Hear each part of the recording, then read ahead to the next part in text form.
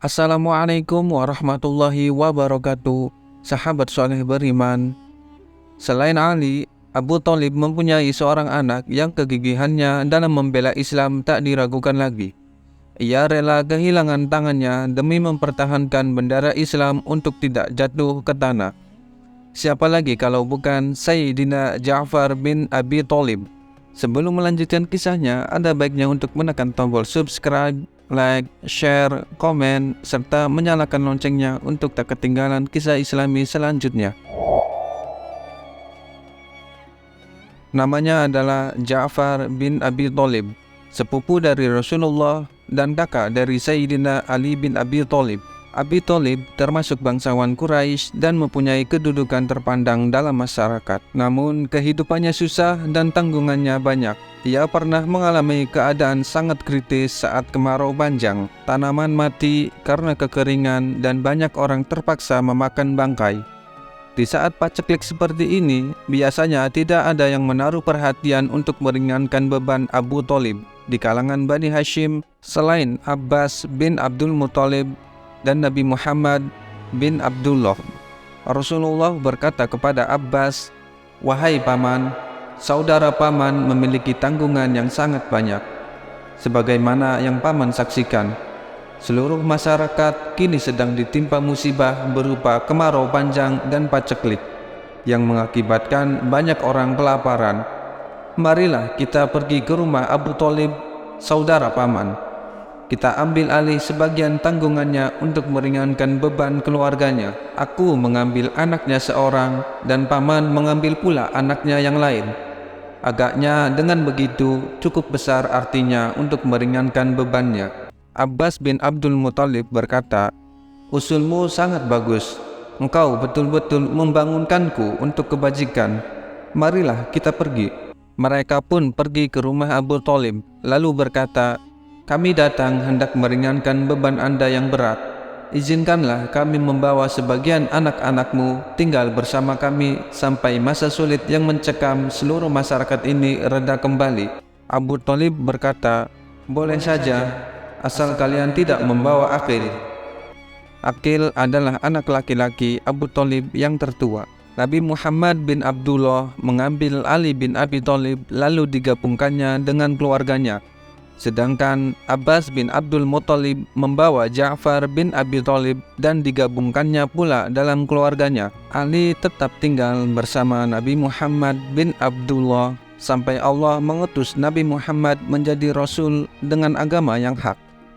Dan Ali tercatat sebagai pemuda yang pertama-tama masuk Islam, sementara Ja'far tinggal bersama paman Abbas hingga dewasa. Ketika Ja'far memasuki usia dewasa, kemudian ia beserta istrinya Asma bin Umais akhirnya memeluk Islam. Keduanya menyatakan Islam di hadapan Abu Bakar As-Siddiq sebelum Rasulullah SAW masuk ke rumah Al-Arqam. Ja'far bin Abi Thalib dikenal sebagai orang yang sangat lemah lembut, penuh kasih sayang, sopan santun, rendah hati, dan sangat pemurah. Di samping itu, ia juga dikenal sangat pemberani, tidak mengenal rasa takut. Beliau diberi gelar sebagai orang yang memiliki dua sayap di surga dan bapaknya orang miskin, karena ia selalu menolong dan membantu orang miskin dengan semua yang dimilikinya. Di kalangan Bani Abdi Manaf ada 5 orang yang sangat mirip dengan Rasulullah SAW, sehingga seringkali orang salah menerka. Mereka itu adalah Abu Sufyan bin Harits bin Abdul Muthalib, sepupu sekaligus saudara sesusuan beliau. Utsam ibnul Abbas bin Abdul Muthalib, sepupu Nabi. Syaib bin Ubaid bin Abdi Yazin bin Hashim. Ja'far bin Abi Thalib bin Abdul Muthalib, dan Hasan bin Ali bin Abu Thalib, cucu Rasulullah SAW. Dan Ja'far bin Abu Thalib adalah orang yang paling mirip dengan Nabi SAW di antara mereka berlima. Ketika orang Quraisy mendengar berita tentang masuk Islamnya, mulailah mereka membuat makar dan gangguan-gangguan dalam rangka melemahkan iman kaum muslimin. Mereka tidak ingin melihat kaum muslimin bisa tenang beribadah. Pasangan suami istri Bani Hashim yang muda belia ini tidak luput pula dari penyiksaan kaum kafir Quraisy, sebagaimana yang diderita kaum muslimin yang pertama-tama masuk Islam. Tetapi suami istri ini bersabar menerima segala cobaan yang menimpanya karena mereka tahu jalan ke surga bertabur duri dengan segala macam kesulitan dan kepedihan. Tetapi yang merisaukan mereka berdua adalah kaum Quraisy membatasi geraknya untuk menegakkan syiar Islam dan melarangnya untuk merasakan kelezatan ibadah. Karena itu kaum Quraisy senantiasa mengamati gerak-gerik keduanya. Maka Ja'far bin Abi Thalib beserta istrinya memohon izin kepada Rasulullah SAW untuk hijrah ke Habasyah bersama-sama dengan para sahabat lainnya. Tak kala Rasulullah SAW memberi izin untuk hijrah ke Habasyah, beliau bersama istrinya ikut serta dalam rombongan tersebut. Sungguh hal ini sangat berat bagi Ja'far karena harus meninggalkan tempat kelahirannya yang ia cintai. Biarpun demikian, berangkatlah rombongan itu yang terdiri dari 83 laki-laki dan 19 wanita menuju Habasyah. Penguasa Habasyah pada saat itu adalah Najasyi, seorang raja yang terkenal adil dan bijaksana, serta suka melindungi orang-orang yang lemah. Sesampainya di Habasyah, mereka mendapatkan perlindungan dari Najasyi, sehingga bisa leluasa dan lebih tenang dalam beribadah kepada Allah Subhanahu wa Ta'ala. Akan tetapi, ketenangan itu terusik, yaitu tak kala orang-orang Quraisy mengetahui perlindungan keamanan yang kami dapatkan di Habasyah. Ummu Salamah berkata, manakala kami tiba di Habasyah, kami disambut dan bertemu dengan tetangga yang baik. Kami dapat melaksanakan agama kami dengan aman dan beribadah kepada Allah tanpa mendapatkan siksaan atau gangguan yang tidak diinginkan. Pada tahun ke-7 Hijriah, pergilah Ja'far bin Abi Thalib meninggalkan Habasyah untuk menuju ke Yathrib. Sesampainya di Yathrib, ia disambut hangat oleh Rasulullah SAW. Pada waktu itu Rasulullah SAW baru saja kembali dari perang Khaybar. Rasulullah SAW menemui Ja'far dan bersabda, "Sungguh aku tidak tahu dengan yang mana aku merasa bahagia, apakah dengan kemenangan Khaybar ataukah dengan kedatangan Ja'far." Begitu pula kaum muslimin umumnya, terlebih fakir miskin, mereka juga bergembira dengan kedatangan Ja'far. Ia adalah sosok yang sangat penyantun dan banyak membela golongan du'afa, sehingga ia diberi gelar Abil Masakin atau bapaknya orang-orang miskin. Abu Hurairah bercerita tentang Ja'far, "Orang yang paling baik kepada kami ialah Ja'far bin Abi Thalib. Dia sering mengajak kami makan di rumahnya, lalu kami makan apa saja yang ada. Bila makanannya sudah habis, diberikannya kepada kami pancinya, lalu kami habiskan sampai dengan kerak-keraknya." Pada tahun ke-8 Hijriah, Rasulullah SAW menyiapkan pasukan tentara untuk memerangi tentara Romawi di Mu'tah.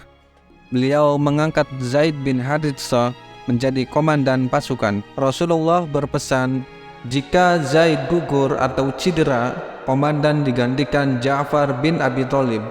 Seandainya Ja'far gugur atau cedera pula, dia digantikan Abdullah bin Rawaha. Dan apabila Abdullah bin Rawaha gugur atau cedera, hendaklah kaum muslimin memilih pemimpin atau komandan di antara mereka. Setelah pasukan sampai di Mu'tah, yaitu sebuah kota dekat Syam dalam wilayah Jordania, mereka mendapati tentara Romawi telah siap menyambut dengan kekuatan 100.000 pasukan inti yang terlatih, berpengalaman, dan membawa persenjataan lengkap. Sementara tentara kaum muslimin yang dipimpin Zaid bin Harithah hanya berkekuatan 3.000 tentara. Begitu kedua pasukan yang tidak seimbang itu berhadap-hadapan, pertempuran pun akhirnya pecah. Di pertempuran yang berkobar dengan hebatnya, Zaid bin Haritsah gugur sebagai syahid ketika dia dan tentaranya sedang maju menyerbu ke tengah-tengah musuh. Melihat Zaid jatuh, Ja'far segera melompat dari punggung kudanya, kemudian secepat kilat disambarnya bendera komando Rasulullah dari tangan Zaid. Lalu diacungkan tinggi-tinggi sebagai tanda pimpinan kini beralih kepadanya. Dia maju ke tengah-tengah barisan musuh sambil mengibaskan pedang kiri dan kanan, memukul rubuh setiap musuh yang mendekat kepadanya. Namun pada akhirnya musuh dapat mengepung dan mengeroyoknya. Mulailah ia berputar-putar memporak-porandakan barisan musuh sehingga terputus tangan kanannya. Tak ingin bendera itu tergeletak di tanah, segera ia ambil bendera itu dengan tangan kirinya. Kemudian tangan kirinya pun tak luput dari tebasan pedang musuh. Begitu gigihnya Ja'far mempertahankan bendera Islam, ia ambil benderanya lalu dijepitkan di antara kedua bahunya yang masih bisa bergerak. Sampai akhirnya tubuh sang pemilik dua sayap surga itu pun gugur di medan perang. Setelah itu bendera diambil oleh Abdullah bin Rawaha dan terus mempertahankannya sampai Abdullah bin Rawaha pun gugur dalam medan pertempuran. Ketiga jenderal Islam itu gugur dalam waktu yang bersamaan. Ketika kabar itu sampai kepada Rasulullah SAW tentang kematian tiga pahlawannya, Rasulullah SAW sangat sedih dengan gugurnya tiga jenderal sekaligus. Diriwayatkan bahwa pada tubuh Ja'far terdapat 90 sekian luka yang semuanya terdapat di bagian depan tubuhnya. Kemudian Rasulullah SAW pergi menuju rumah Ja'far bin Abi Thalib.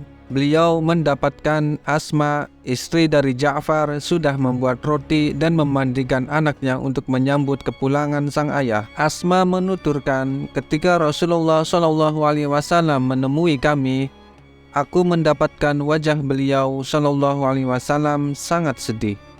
Maka timbullah perasaan takut pada diriku. Akan tetapi aku tidak berani untuk menanyakannya. Kemudian Rasulullah SAW berkata, suruhlah anak-anak Ja'far kemari, aku akan mendoakannya. Maka bergegaslah mereka mendekat kepada Rasulullah dan bercengkrama dengan beliau. Rasulullah merangkul mereka, mencium, serta berlinang air matanya. Maka aku berkata, wahai Rasulullah, apa yang menjadikan engkau menangis? Apakah ada sesuatu yang menimpa Ja'far? Kemudian beliau menjawab, ya, mereka telah syahid hari ini. Mendengar jawaban Rasulullah, maka reduplah senyum kegirangan di wajah anak-anak. Apalagi setelah mendengar ibu mereka menangis terseduh-seduh. Mereka diam terpaku di tempat masing-masing, seolah-olah seekor burung sedang bertengger di kepala mereka. Rasulullah SAW berdoa sambil menyeka air matanya. Ya Allah, gantilah Ja'far bagi anak-anaknya. Ya Allah, gantilah Ja'far bagi istrinya. Kemudian beliau bersabda, aku melihat sungguh Ja'far berada di surga. Dia mempunyai dua sayap berlumuran darah dan bertanda di kakinya. Sahabat soleh beriman, bagaimana keluarga, para sahabat dan umat muslim kala itu sangat gigih dalam membela Allah dan Rasul-Nya. Maka sepantasnya kita menteladani kegigihan para sahabat Rasulullah SAW dalam keseharian hidup kita. Semoga kita semua berkumpul dalam surganya Allah bersama Rasulullah, keluarga dan para sahabatnya. Amin, amin ya rabbal alamin.